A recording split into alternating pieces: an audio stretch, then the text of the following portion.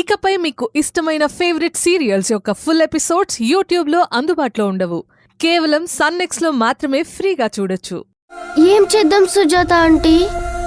నాకు అర్థం కావట్లేదు తల్లి.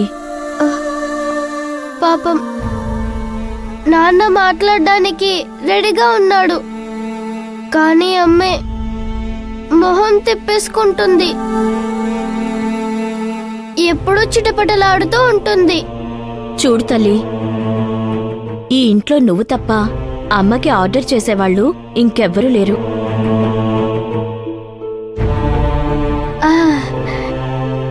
ఒక చిన్న నాటకం ఆడదాం. నేను దిగులుగా కూర్చున్నట్టు నటిస్తాను. అమ్మ వచ్చి ఎందుకు దిగులుగా కూర్చున్నావని అడిగితే తనకి ఎక్కడికైనా బయటికి వెళ్ళాలని ఉందంట, ఇంట్లో బోర్ కొడుతుందంట అని చెప్పాలి. సరేనమ్మా, నీ ఐడియా బాగుంది. మిగిలింది నేను చూసుకుంటానుగా. కూర్చో.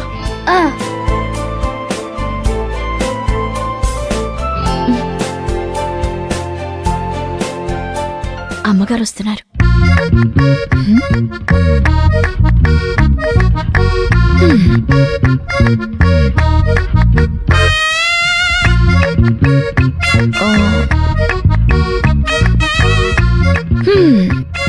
ఏమైంది డ్రామా క్వీన్ కి? మొహం ముడుచుకుని కూర్చుంది. ఇంట్లో ఉండి ఉండి బోర్ కొట్టిందంట. బయటికి ఎక్కడికైనా వెళ్ళాలనిపిస్తుందంట. ఇంట్లో ఎప్పుడు ఒకటే ప్రాబ్లమ్స్, ఒకటే పని. అమ్మకి ఎంత కష్టంగా ఉందో కదా అని అడుగుతుంది. ఏం చేద్దాం సుజాత? ప్రాబ్లమ్స్ వచ్చాక వాటిని ఎదుర్కోవాల్సిందే కదా. అదే కొన్ని రోజులు ఎక్కడికైనా వెళ్ళి రావచ్చు కదమ్మా. సరే, లగేజ్ ప్యాక్ చేసుకుని అందరూ రెడీ అవ్వండి. ఫామ్ హౌస్కి వెళ్దాం. మేమందరం వస్తే మళ్ళీ ఒకే ఇంట్లో ఉన్నట్టు అవుతుంది కదమ్మా. మీరంతా వెళ్ళండి. మీరంతా అంటే? మీరు, పాప, అయ్యగారు. ఏంటి, అతనితో కలిసి నేను వెళ్ళడమా? It's impossible. అమ్మా, భార్యాభర్తల మధ్య 1,00,000 ఉంటాయి. అవన్నీ పిల్లలకి తెలియకూడదు. అది తెలిసి పిల్లలు ఎదుగుతూ వాళ్ళ ఆత్మవిశ్వాసాన్ని కోల్పోతారమ్మా. మీరిలాగే దూరంగా ఉంటే తనకి పెంచిన తల్లిదండ్రులే గుర్తుకొస్తారమ్మా. కానీ తను చెప్పడం లేదంతే. మనసులో మదన పడుతుంది. పిల్లల కోసం మనం కొన్ని విషయాలు వదులుకోవాలమ్మా. పంతాలు, పట్టింపులు, ఇష్టాలు, కష్టాలు ఏమైనా సరే.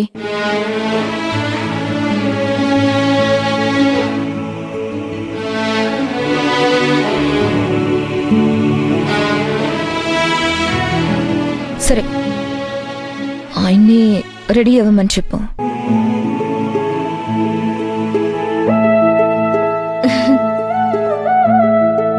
కానీ నేను వెళ్ళేది మాత్రం నా కూతురు కోసమే.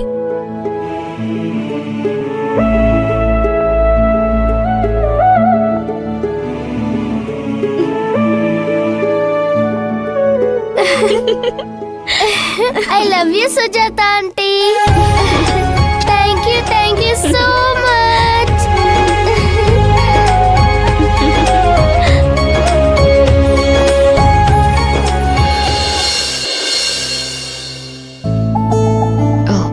రామ్ కుమార్ గారు, ఇందులో 15 లక్షలున్నాయి.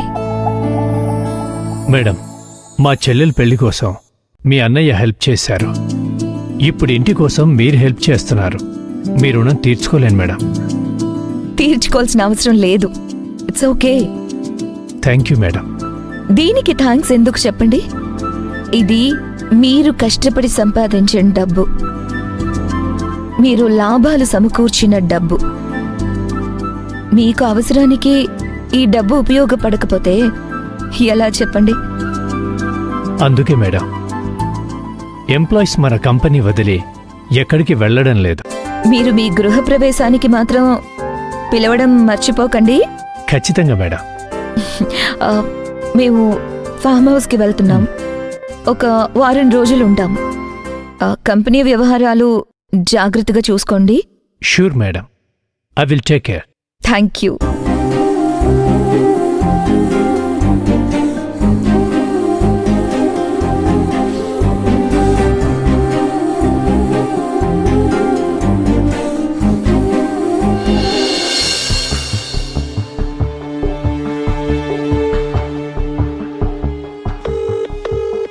Sorry, but the person you've called is not available.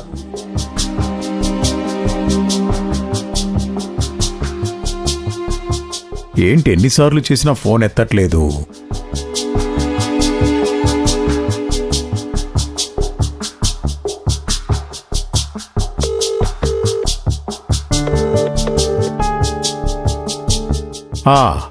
ఏంటి ఎన్నిసార్లు చేసినా ఫోన్ ఎత్తట్లేదు?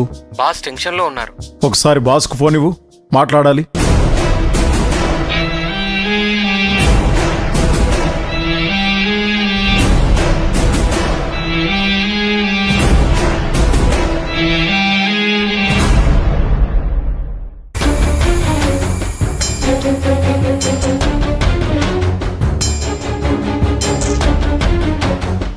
బాస్, బాలరాజ్ కాక చాలాసార్లు ఫోన్ చేశారు, లైన్లో ఉన్నారు.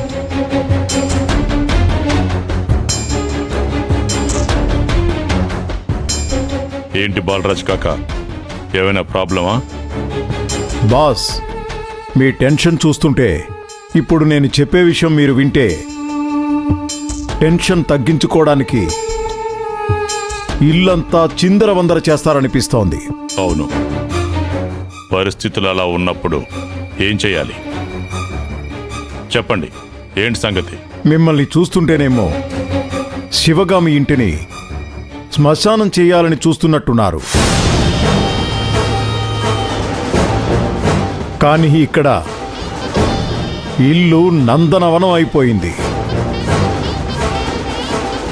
ఇల్లంతా సంతోషం నవ్వులతో నిండిపోతోంది. మీరక్కడ టెన్షన్గా ఉంటే ఇక్కడ సంసార సాగరం ఉప్పొంగుతోంది. నేనే వెళ్ళి పిస్తోల్తో అందరినీ చంపి పారేస్తాను.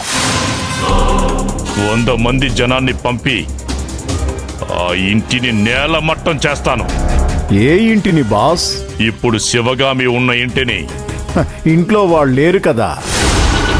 భైరవి, శివగామి, అర్జున్ ట్రిప్పుకి వెళ్ళారు. అర్జున్ కూడా ఇందులో జాయిన్ అయిపోయాడా? అదే కదా చెప్తోంది. అందరూ కలిసి రిలాక్స్ అవ్వడానికి ఒక వారం విహారయాత్రకి బెంగళూరు ఫామ్ హౌస్కు వెళ్ళారు.